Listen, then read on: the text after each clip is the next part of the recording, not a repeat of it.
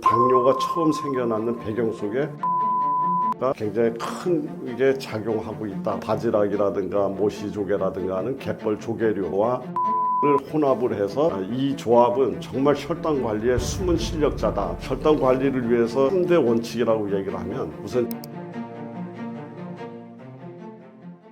약을 먹어도 당이 안 떨어져야 하는 분들이 많은데 당뇨 진짜 원인은 무엇인가요?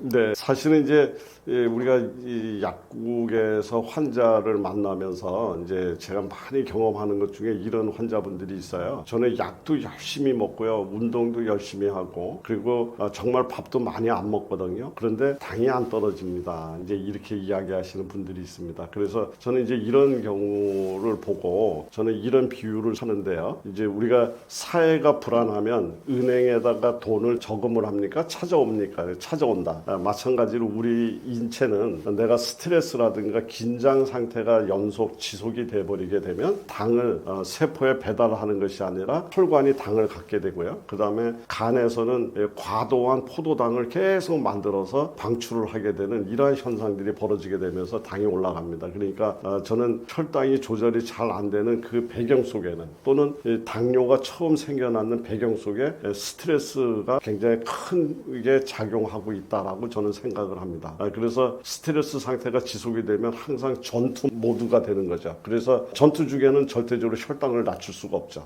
스트레스는 가장 강력한 혈당 상승의 호르몬이다 이렇게 얘기를 하면서 스트레스 관리를 가장 강조를 많이 드리고 있고요. 그걸 이외에도 우리가 이론적으로 얘기를 할 때 당이 잘 조절이 안 되게끔 만들고 또 당이 생겨날 수밖에 없었던 가장 큰 원인 중에 시작점은 인슐린 저항성이라는 문제가 생기면서 시작이 됩니다. 그러니까 인슐린이 당을 싣고 왔는데 세포가 문을 닫아서 문을 안 열어주는 거죠. 그래서 포도당이 들어갈 수가 없는 상태가 되고, 그래서 포도당이 세포에 배달이 되지 못하니까 췌장에서는 인슐린을 만들어내서 계속해서 배달을 시도하는 고인슐린 혈증이 만들어지게 되면서 혈관이 막 완전히 엉키고 되는 이런 상태가 만들어지게 되는데, 이거를 우리는 인슐린 저항성이라고 얘기를 합니다. 근데 인슐린 저항성은 우리가 제가 다른 시간에도 자주 이야기를 드렸던 내용이지만 혈당 스파이크라고 얘기하는 당을 급격히 올리는 이런 것들이 만들어지게 되면 당이 갑작스레 많아지고 또 인슐린을 많이 만들어내는 고인슐린 혈증이 만들어지게 되면서 우리 세포는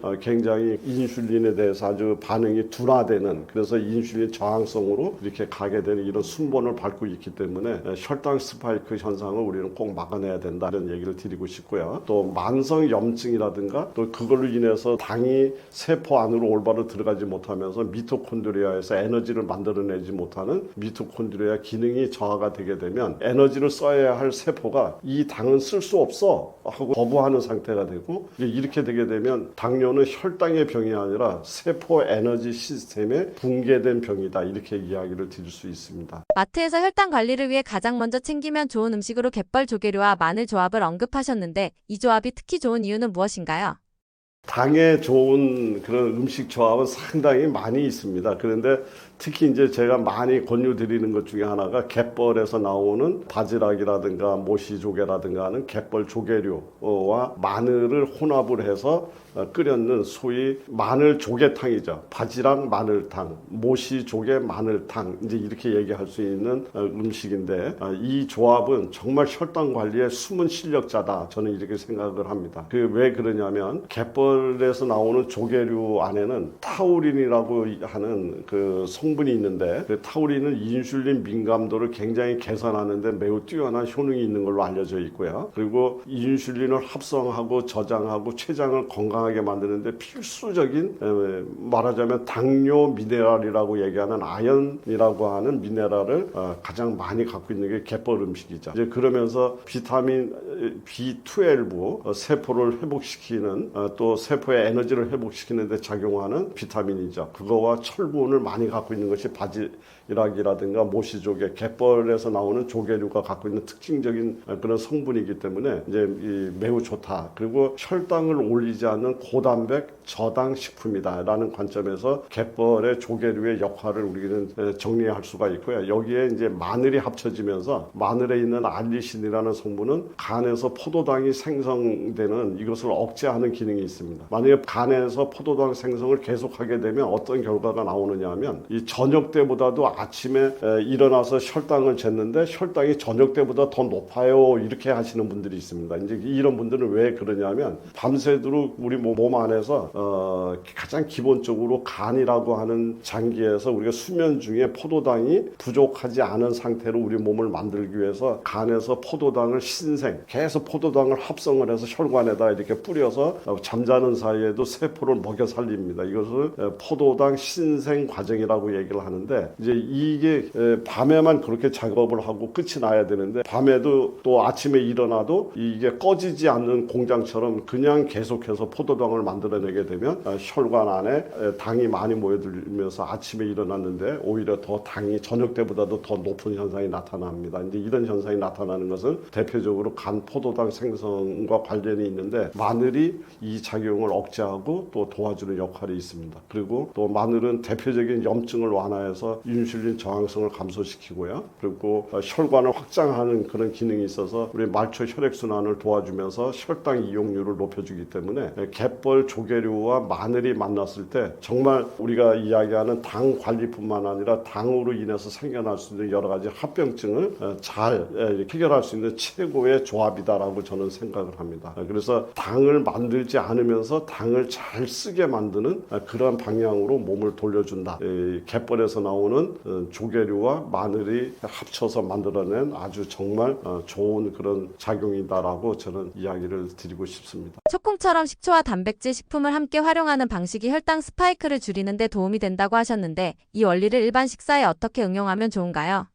식초는 또 대표적으로 당을 조절하는데 매우 뛰어난 역할을 하는 걸로 알려져 있죠. 식초의 우선 대표적인 혈당 조절 능력은 입에서 우리가 탄수화물을 소화시킬 때 나오는 아밀라제라고 하는 탄수화물 효소의 작용을 20% 정도 억제하는 능력이 식초한테 있다라고 합니다. 그러니까는 우리가 식초와 함께 탄수화물을 섭취를 하게 되면 20% 정도의 소화를 슬로우 이렇게 만들어주기 때문에 혈당 스파이크를 막을 수가 있고요. 또 위장 안에서 음식물이 배출돼서 장으로 내려가는 속도를 또 슬로우 이렇게 만들어주기 때문에 혈당 급상승하는 이것을 차단해주는 역할이 식초한테 있다. 이렇게 이야기를 드릴 수가 있습니다. 그러면서 우리 혈관 안에 돌아다니는 당이라든가 세포 안에 들어와 있는 당을 굉장히 빠른 속도로 에너지화 시킬 수 있는 연소 스위치를 작동시키는 이런 것이 식초에 의해서 일어나는 걸로 되어 있고요. 그리고 인슐린에 대한 민감도를 높여서 인슐린 저항성이 생기지 않도록 만들어주는 것이 또 초가 갖고 있는 그런 대표적인 효능으로 알려져 있습니다. 그래서 단백질과 함께 먹을 때 혈당 상승을 완만하게 한다든가 또 그렇게 하면서 천천히 소화를 진행시키니까 포만감이 지속이 되고요. 그러면서 가장 중요한 것 중에 하나는 그 하는 당들을 근육에서 먼저 당을 사용할 수 있게끔 근육의 문을 여는 것을 바로 또 식초가 하는 걸로 이렇게 되어 있습니다. 그래서 사실은 저도 당뇨는 없습니다만은 이제 기본적인 건강 관리를 식초를 활용하는 방법을 많이 쓰고 있는데 항상 밥 먹기 전에 이렇게 커피 잔 정도의 따뜻한 온수에다가 식초를 커피 숟가락 한 숟갈 정도를 섞어서 이것을 주로 식사 전에 한 잔을 마시고 식사를 하는 습관을 오랫동안 하고 있는데 저는 지금까지 당이라든가 이런 것들에 대해서 염려 안 하고 정말 혈액이 굉장히 맑게 잘 관리가 되고 있습니다. 그래서 우리 시청자분들께서도 한번 이런 것들을 정말 그냥 좋다는 건 너무 많지만 그거를 많은 것을 아는 것이 중요한 것이 아니라 이런 것들 내용 중에서 꼭 한번 실천을 해서 내 걸로 만들어 놓는 것이 훨씬 더 중요한 일이라는 걸 제가 강조를 드리고 싶고요. 그래서 식초는 혈당이 가속화되는 것을 붙잡아주는 혈당 브레이크다. 이렇게 얘기를 드리고 싶고요. 단백질은